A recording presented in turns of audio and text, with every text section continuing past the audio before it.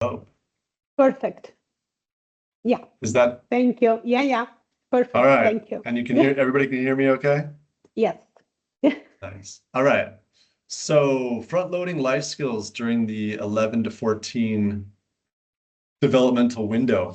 This is about building confidence, identity, and lifelong learning. And this is about empowering early adolescents for personal growth and success. There are a few stock photos and maybe a few AI photos in these, but I just want to start by showing you these 8 photos. These are all related to my work, and these are all real photos of real people. I am in the bottom left-hand corner garden. You can see me in the red shirt there, and you see me in the second to the bottom left as well. Most of these pictures are related to either Teacher Gamer or Da Vinci Life Skills in something that we would call biophilic education, where we're bringing project-based learning, social emotional learning, and game-based learning together in projects. And it's not just interdisciplinary, it's transdisciplinary. So it's very blurred lines between subjects.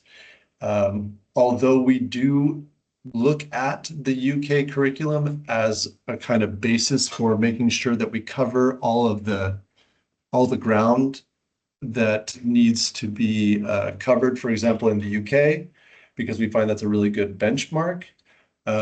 We are just creating and innovating and working locally with whatever the environment is, whatever the learners have, whatever the resources are, whatever the NGOs are working on in those environments, and also what's available outside, what's available around, and also to bring in the parent community or specialist community all around. So this is just a little intro into what we're doing. This is kind of an overview of the webinar. I'm going to start with thank yous, a little bit of introduction of who I am and what I'm doing here, talk about the hero's journey, what is Teacher Gamer, teaching through games skill set. And I don't think we're going to get to the how to play skill set. I think I'm going to limit the time so that we can do Q&A. I'll do a little bit of interactive activity as well as we get started. I just want to start with some thank yous. Thanks to Carla for having me, and also to Pam Bernard, Professor Pamela Bernard from Cambridge. She invited me to come and check out her webinar, and that's what made me aware of what you're doing. And I really think this is a fantastic platform. Thank you. So Teacher Gamer Revolution, I'll just start with a little introduction and icebreaker. And I always, with students, teachers, whomever, I think it's a wonderful thing to take notes, to have a journal, to have an opportunity to doodle or draw or write things down. So I'll just throw a question out there and give you a moment's pause to think about it. What is an area of your current program, course, curriculum that you are looking to improve upon? So it doesn't matter at what level you are, but as educators, what makes you curious? And if anybody wants to put in the text, excuse me, if anybody wants to put in the text, things that they're curious about or looking forward to improving upon, go for it. Assuming we have time all the way to the end, we'll go back to this and people can talk about maybe something that they learned or picked up on or became inspired by, or anything that resonated with them during the session. The next thing I'll jump to is I'll ask you in where you're writing things down, but actually I'll just ask out loud here, who is someone you admire? Can somebody give me an example of somebody that they admire?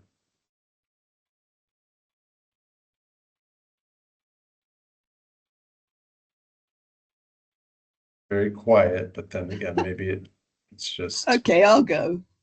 go for it. Yeah. Yeah, we're writing on the chat. I'm sorry. Yeah, go for it. Write on the chat. Or I'm having Yeah, actually so trouble. Catherine, the stage is yours. Sorry. Do you want us to write them or to say? Please say them actually, or say one person. And I can't see the chat right now. I think it's just because of the way I'm sharing my screen. So I'm just gonna listen to you guys and respond. Okay, I've recently got to know Cynthia Solomon, who worked with Seymour Papert way back in the 60s. And she is just still in her mid-80s, so dynamic, so passionate about teaching and learning. It's just great being with her. Can you think of 3 things or 3 qualities you admire about her? Her passion, her it's the way she encourages people to be creative. That's 3. Nice. Thank you so much. That's 2. Well, creativity and encourage. She's encouraging. She's passionate. She's creative. Wonderful. Well, okay, this was kind of my little example, because I would like to go to the next step and just say to everybody here, write down the name of 2 people, write their name down, really acknowledge them, who you know and who you admire, and write down 3 qualities for each person that you admire about them. Zach, do you want generically or just in the scope of professional duties? No, this is really like you admire. You know, for example, I'll give I've you an written example. my parents. Exactly. I'm saying I had really admire my mom. I admire my Yeah. mom. She's very creative. She's very Absolutely. intelligent, and she's very, Hardworking. yeah. Yeah, again, this is Empathetic.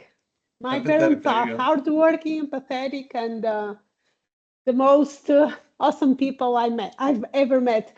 And I also admire my children, of course. Wonderful. So this activity, for example, is one of the first things that I tend to do almost in any environment, whether right here in this webinar or when I start working with people, with teachers, with students, with kids.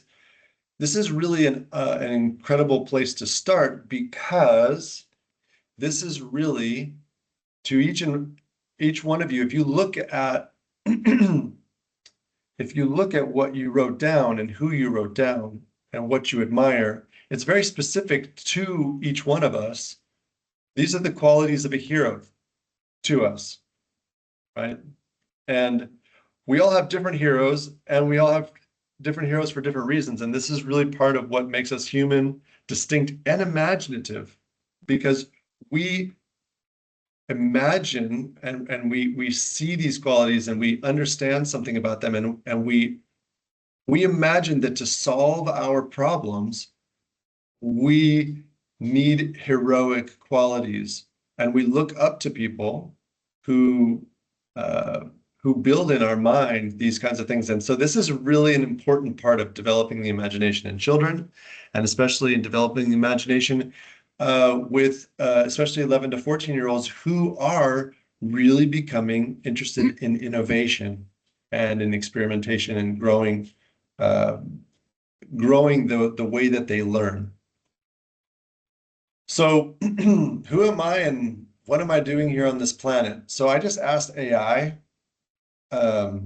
because I thought that would be interesting to see what it said about me. And it said that I'm rehumanizing how people learn, work, and lead by fostering empathy, solutionary thinking, and deeper human connection. And I'm pretty excited by that. I was like, wow, okay, fantastic. That works. And that's actually been something really interesting to do, is just to kind of see what is out there, what are we putting out there? I think it's interesting to more and more when somebody signs up for a job or looks for something, it's they can just go right into the internet and say, who is this person? and what are they like? And anyway, I just find it an interesting thing. What am I doing here? Well, I'm here about the hero's journey. Joseph Campbell's hero's journey really sank in for me at a very young age. I grew up in the 70s, and this, of course, was the time of Star Wars and all sorts of interesting, more complex stories that, of course, now we have many franchises that are using the hero's journey. I'm going to highlight a few of these different things that are related to my own journey. Nobody's journey is easy. Everybody has their own struggles and goes through their own things. The call to adventure for me was somewhere on the left side. Mastering others is strength, mastering yourself is true power. And there's a struggle on the inside of what's going on with my emotions, what's going on with my thoughts, and kind of really what is our mind. And then on the right side, we have the external world, which we're born into, and it's kind of the planet for rent. And we're, oh wow, okay, this is the level at which this adventure is coming at us. And so this is, again, something as an educator that I think about when I'm trying to figure out how to portray the world and how to work, in a way that's not just kind of begging for hope, but creating, what will it require for young people to innovate and create and change the world, given that it's a very difficult challenge level.